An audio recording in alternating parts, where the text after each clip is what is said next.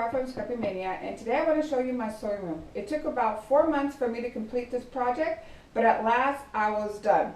And one of the things I wanted to do for my sewing room is to make it more roomy and comfortable, and also to have a big cutting mat that I can lay down my fabric. And as you can see here, it's pretty large, and I even started creating a quilt. This is my first block that I ever created, so I started making a quilt, and what I'm using is fabric. I took some old sheets and that I had left around the house, and I cut them up because I don't really want to buy fabric, expensive fabric, and create the quilt if it doesn't, you always have to kind of learn. It's always a learning curve when you first start something new, and since I've never done quilt, my sister is the one that really got me into quilting. She's a sewer, and she does a lot of sewing, more than I, even though both of us kind of started learning how to sew together. But we've been doing a lot of FaceTime every Friday, so I've been introducing her to scrapbook and crafting, and she's been making cards, and she's been doing layouts, so she really is getting into that. And then while we were FaceTiming, she sometimes will do sewing. And then I got into it too, so she kind of introduced me to Missouri Quilt Company, the Fat Quarter, Fonts and Porter, those shows that are on YouTube, and they have a lot of instructions how to do easy blocks. So this is one of my easy blocks that I made, so I went ahead and started that. So I've been working on my my sewing room for last night, and that's why it's a little messy, but I want to show you before I really get it all kind of crazy. I want to show you what I've done. Okay, so one of the things that I really created, because I've been watching on YouTube, is that when they create blocks for quilting, they have a project board in where they kind of test out how the block is going to look. And I wanted to do something like that, but I didn't really want to use a batting, because some places I've seen that they use the batting for the backing, and I really didn't like how that looked, especially white. It tends to get dirty sometimes, and I really didn't want to, put these big old, they use insulation, these big old blocks of insulation in the room, and they use that as their pattern board, and I really didn't want that either, because this room is actually my formal dining room, and you see that when you come into the house. So I wanted to make something that I can repurpose. I can use it as a project board, but I can also use it to hang some of my scrapbooks, layouts and stuff, and kind of give it a little, change the decor a little bit in the room, depending on what I'm working with. Let me show you how this is going to work.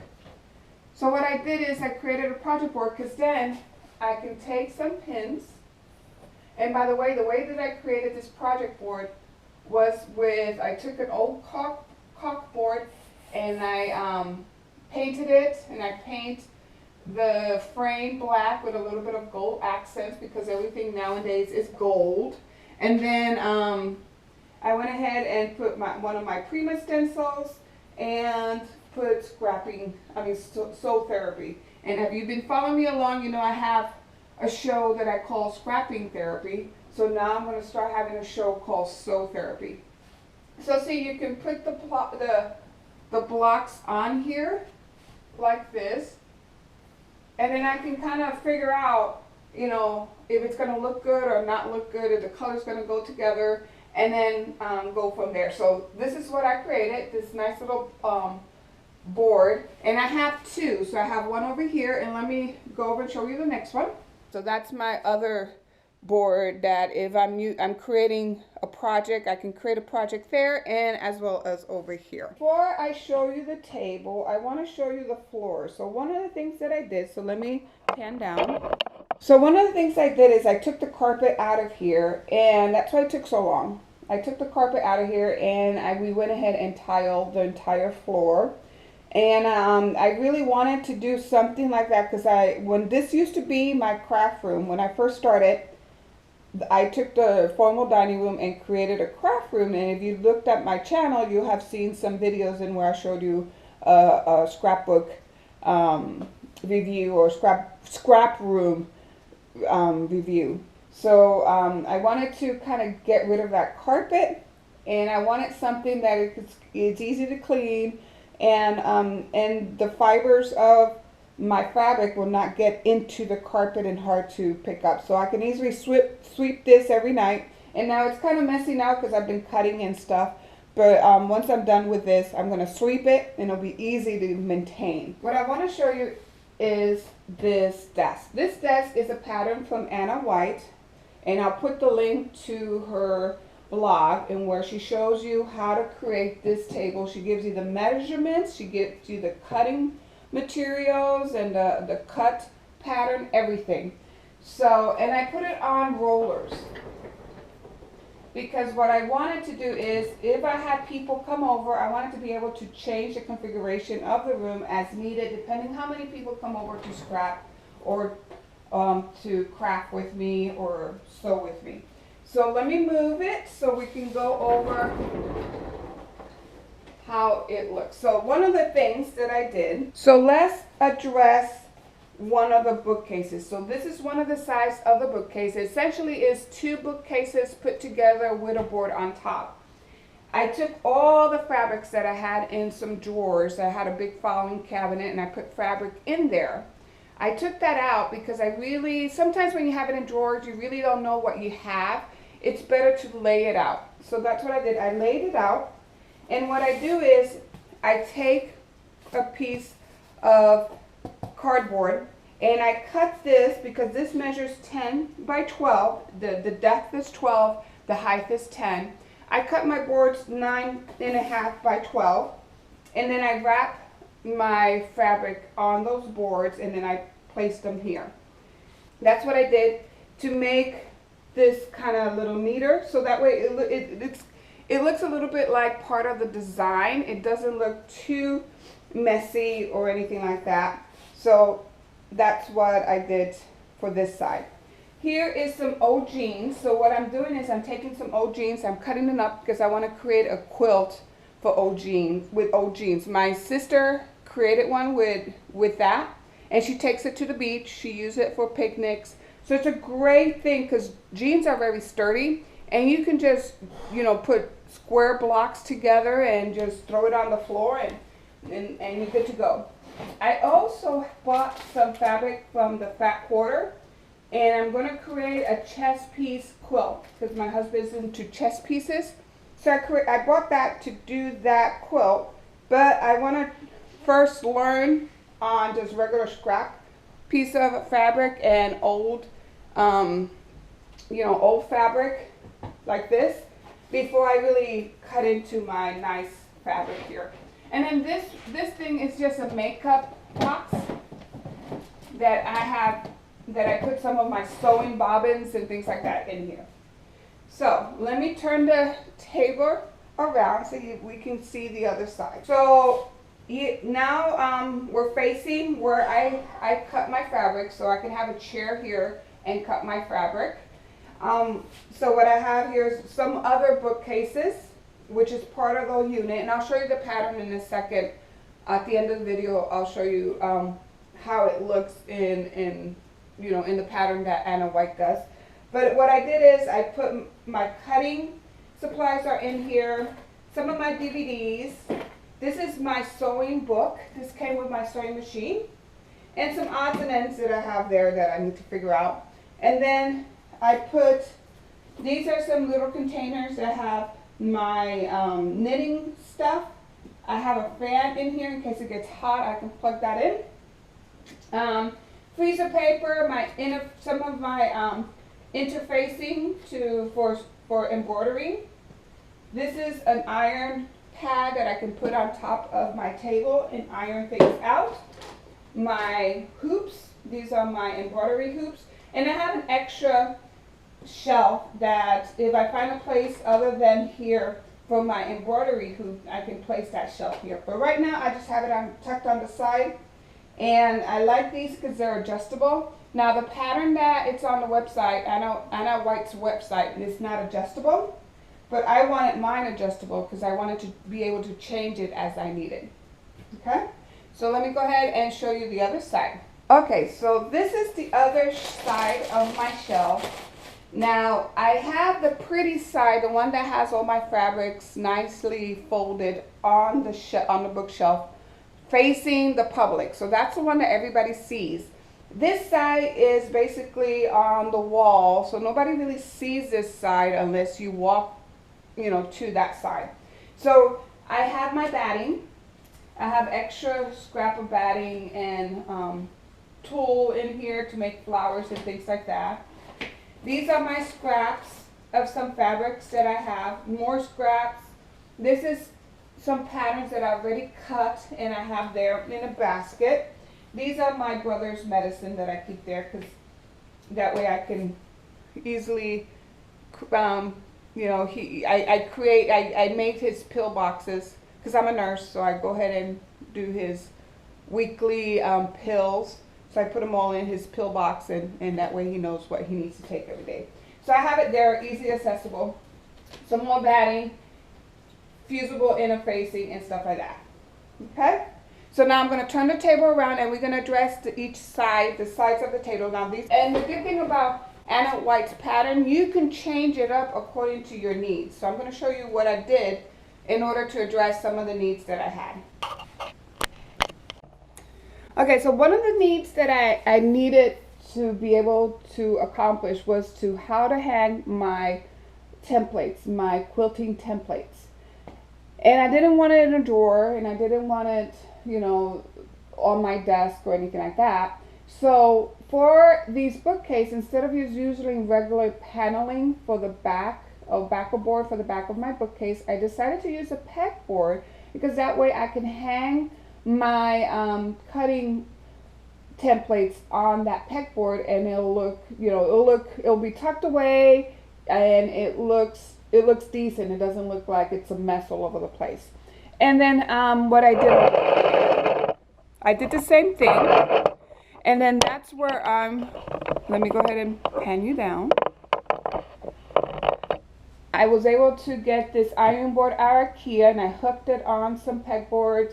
That's just to get it out of the way. I put that back there, but I have other little pegs, hooks and things like that I can use to put extra items underneath the desk. And it's easy accessible because as I cut, I can easily just grab one of these templates, use it to cut, and then put it back. So that's my table. So this is the focus of the room. I love this table, and I really love Anna White for providing the pattern for this table. And I'll put the link of her website. She has a great website that addresses a lot of storage issues and wood projects. So you may want to take a look at her stuff.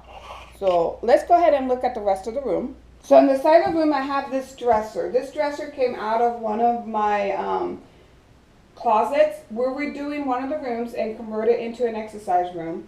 So we were planning to kind of take out the closet and put other stuff in there and change it up a little bit. So we decided to take this one out and put it here in my sewing room because it's perfect to put my fabric. So here what I have is some bags that I'm planning to make a project with. Okay, that fits nicely in there. I got some lace in here, and actually I should be changing that someplace else. And I have some doilies. I'm going to put that someplace else, but I put some stuff in here just to get it out of the way. But this is where I have put some of my jeans that I cut up. I need to cut that one up a little more. And I also have here some more interfacing and batting, and I might look for another place to put this. I was cleaning the room up, so I might put that on my other side. But see, this is where I have some fabrics, repurposed canvas that I'm going to cut up and so forth to make bags. Here's a more of silk fabric. So the shirt used to be my mom's, so I'm going to cut this up and cut this up, and these will make wonderful flowers. And then I have some old jeans for my son, which I'm going to cut for my jean quilt. And then my mother-in-law gave me tons and tons of yarn, so I put all those yarn in here. Now I do have this area here. It's still, the room is still it's a project in progress. I have my embroidery arm for my quilting machine in there. And also these are just practice fabric. So like I take all sheets and putting them in there so I can cut them up and kind of play with them and try out blocks and things like that before I really buy the fabric and create a block. And they'll be real good scrappy quilts that I can use to, you know, when you're cold and you can take them to the park or whatnot and you're not worried that it's gonna get ruined or anything. You can easily throw them away and make new ones. And then I put some other stuff under there. I have that's the case for my sewing machine that I don't really use because I created a fabric case for it. So I have it tucked away. It's not in the way. It's underneath the table. So I like, you know, I like it there. So that's what I did for that area. And when you put the chair, you don't even see it. Okay, so this is the desk that I sewed. And I've been sewing some stuff. These are some of my blocks that I'm working on. And I like this desk because it's nice and big. I can put my blocks here. It fits nicely. My embroidery hoop fits perfect in this area. Now I do have a tutorial on where I take some old Kleenex box and I dress them up. So I'm going to use this for throwing my scraps of fabric. So this is going to be my little trash can, but I need to spruce it up. But that's what I have there. My drawers. This is where I put some of my cutting scissors just for fabric and for thread. I do have nice heavy duty cutting scissors on the other side. This is basically just to cut thread and for little snips here and there.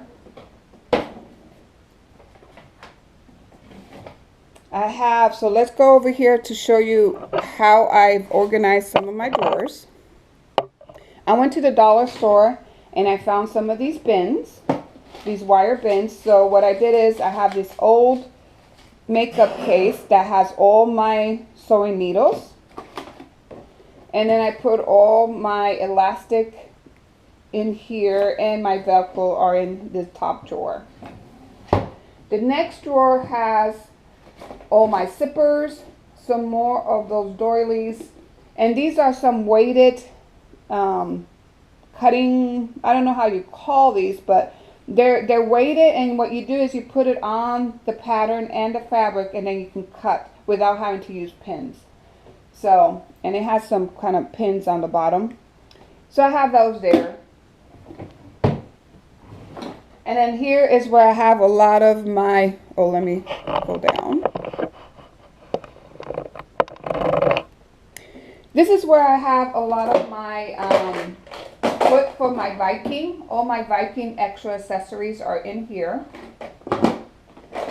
And I have my bias tape maker. I have it there. And I even bought, because I'm kind of need something to help me thread the needle, so I went ahead and bought a needle threader. Okay. I also have a rotary blade sharpener, so that's also there. Okay. So let me show you what I did with this here. Okay, so what I have here is I took a set of my plastic drawers. I mounted them on here to create like a little desk unit. And then I have this big basket that I also have some more of this yarn. My mother-in-law really gave me a lot of yarn. So I put the yarn here just to get it out of the way. But what I like about this unit, I can take my yarn away, put that someplace else in the room. And then I have this ironing board cutter combo that I purchased some time ago. I can use this, put it on this unit, and then I've been using it to iron my blocks. And then I can easily, once I iron my block, I can take it to my sewing machine right next door, right here, and just sew it together. So I really love how this came out, this unit here, because it's perfect for my sewing machine. Now I may add another plastic bin on top of here to make it a little higher, because I noticed as I was using it last night, it was kind of a little too low. So I may raise it up a little bit. I'm not sure yet. Now, one of the tricks that I want to tell you, if you are going to plan to use these plastic bins for making like a dresser or to put heavy objects on top, you really need to back it up because they're not strong enough in the middle.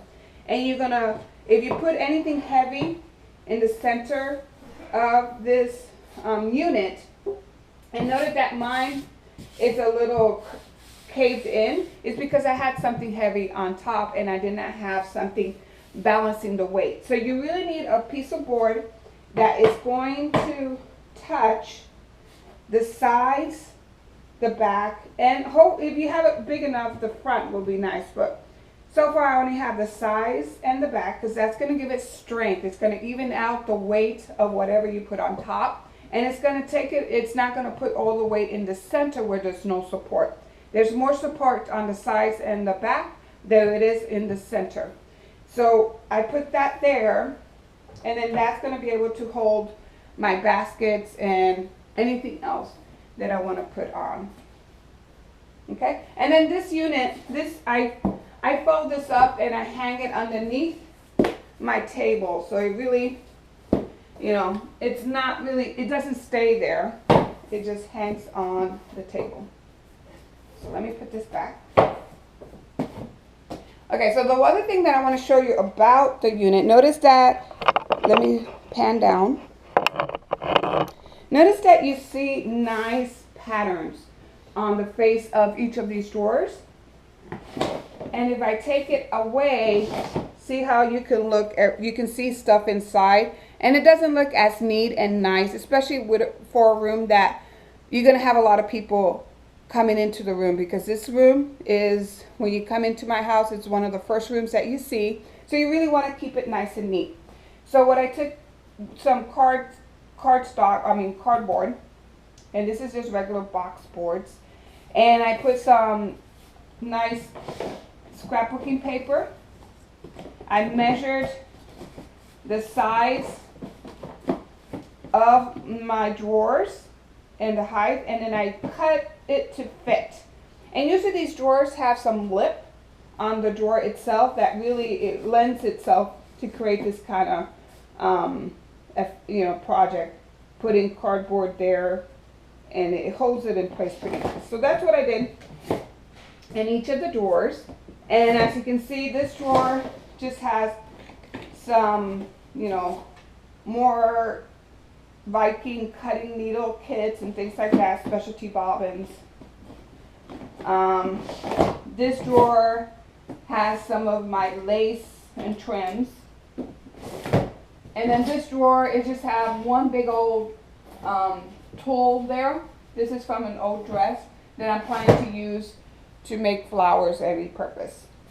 So what I really also want to show you is, so let's go ahead and look up. The other thing that I wanted to show you is give you an idea of what you can do with pegboard.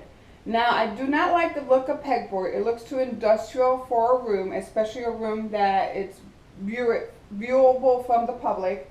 So I got some frames from Michael's, and I used, actually this was Joann's. I got some frames on Joann's that were 50% off, and I backed it up with a pegboard, and that way, and I put the white side up so you can see the white side, so it looks nice and pretty, and I hung all my loops on there.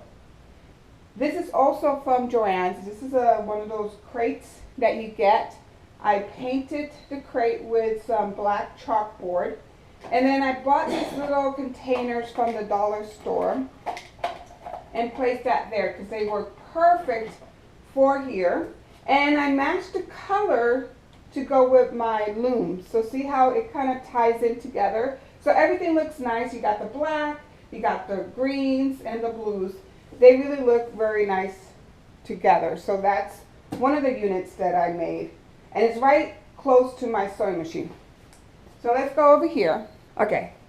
So what I did here is I brought out my Cricut.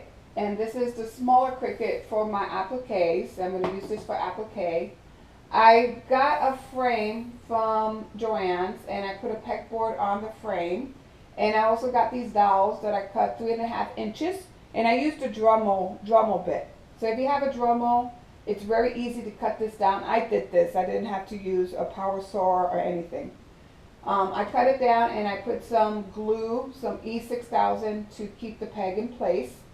Now this has all my embroidery thread because I want to keep them separated from my machine thread because the thread quality is different. When you embroider, you need a thread that's going to lie flat on your project and have that satin look.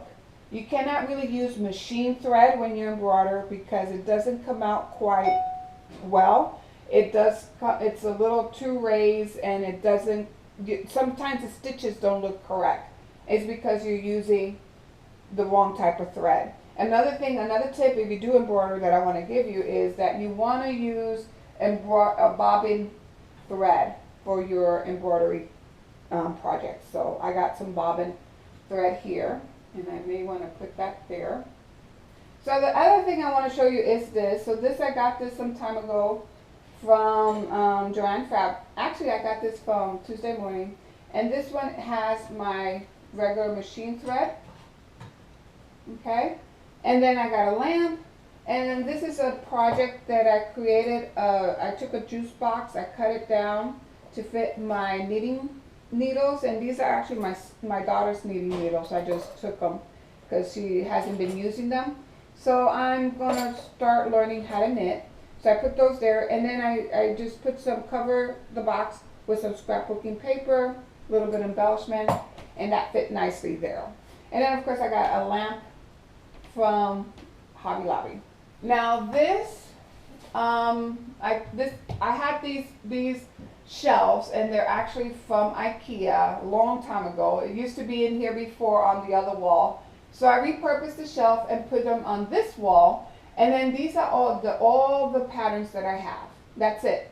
So as I take patterns out, I'll put new patterns in. But I put them on the shelf because I really didn't want to have them in drawers. And these are easily accessible, and I can kind of look through them. I didn't organize them. I just threw them all here, but I will eventually organize them. But I can look through them, see what I want, pull it out, and then put it back in. And then these shelves have some tin houses that my mother-in-law gave me. So I just put them there. There's nothing in them right now, but I just placed that up there to get them out of the way. So if you have an old dresser, now this dresser used to be white. It was all not looking very nice. I painted it. I gave it that antique look because I do like that antique look. And then I changed all the hardware. It had old hardware which was not looking its best, so I changed them out, and then I put this hardware that really coordinates with the color. So let's start with this drawer. This drawer just has some odds and ends. I bought some extra baskets. It has one of those surgical gloves when I used to do, help in surgery. So I just have one of those, and then some plastic, and that's going to go someplace else, but I wanted it out of the way, so I just threw it there.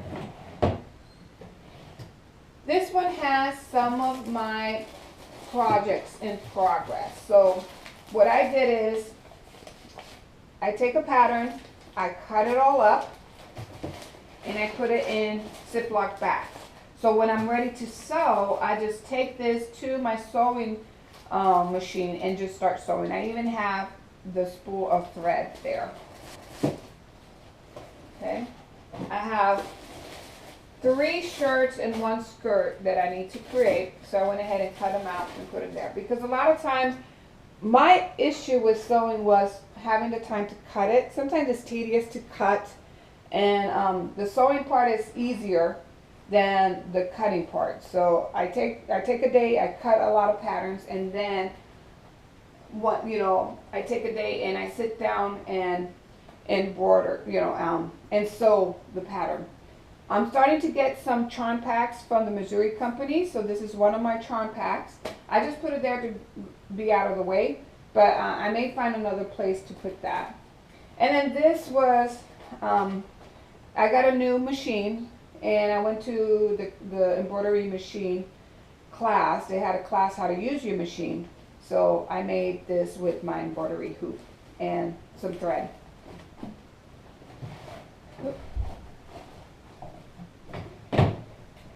This drawer has the quilt. So I'm creating a quilt for my room, and this is the backing of the quilt. It's a nice soft fabric. I had my husband pick out the fabric because he really likes that soft fabric for when he's sleeping. So I have it here out of the way. There's a lot of yardage in here. So that's, once I get comfortable with creating quilts, I'll go ahead and use this for that quilt.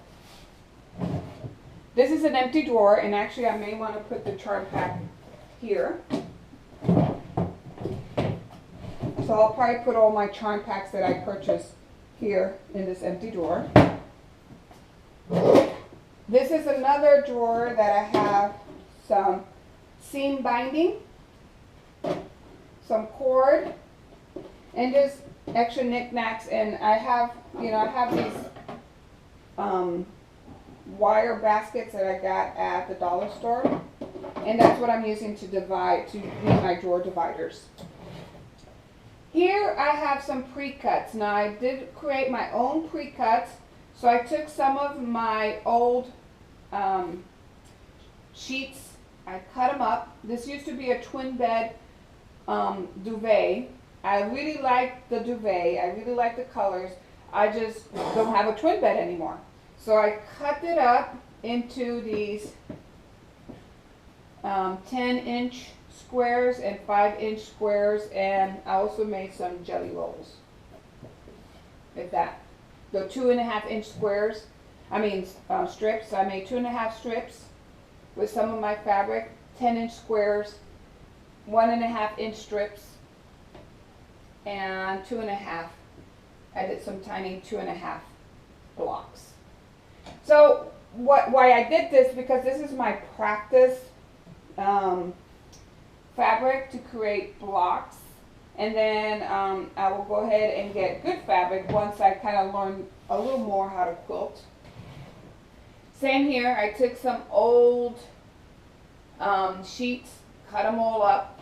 They're great for like scrappy quilts and just quilts that you want to just use to kind of be on the floor and things like that.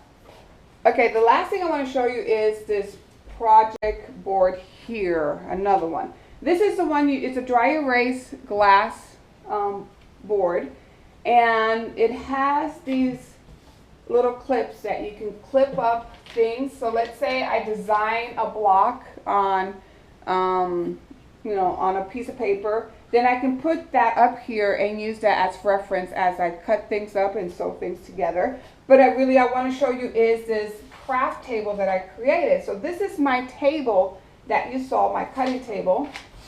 And as you can see, it has the shelves. Now these shelves are fixed, but I didn't want to, I changed it up. I did not want fixed shelves. I went ahead and created the peg holes so that way I can move them up and down. These shelves are fixed because you really need to fix your long board, so that way you give stability to your unit. If these weren't fixed, then your unit could kind of be a little more wobbly. So we fixed all these boards, and the only ones that are not fixed are the smaller boards on the side. Here's the table. Now this table was a little smaller than what I created it. I wanted a larger table because I had bought a mat at Tuesday Morning that was 3 foot by 5, and this is not 3 foot by 5. It's a little narrower. It's actually, I believe, 3 by 4. So it's a little smaller because it's designed for a craft table, not a cutting table. So you can easily change up this pattern by making the top larger, because these are book units, so you can move the book units in and out to accommodate for the top. And the other thing I did was notice that here in the pattern, it doesn't call for backing on your shelf. It's actually, there's no backing, it just goes straight through. I wanted the backing, so I changed it up and put pegboard in order to accommodate those different cutting templates that I have. I hope you enjoyed the tour of my new sewing room. I'm planning to really start making a lot of projects out of this room. I hope I gave you some ideas of what you can do with just some wood. Maybe if you want a cutting table, you know, this whole project, this whole cutting table was less than 150, because you can buy, and I used actually the nicer wood, which is the plywood. You can buy MDF for like way cheaper. It's just I didn't want to hassle too much with the paint. I wanted just to stain it. But you can really make this table pretty affordable. And it also, it will work very nice if you have a large cutting mat. You can really design it according to your needs. So I hope you enjoyed this video, and thank you for watching. Bye now.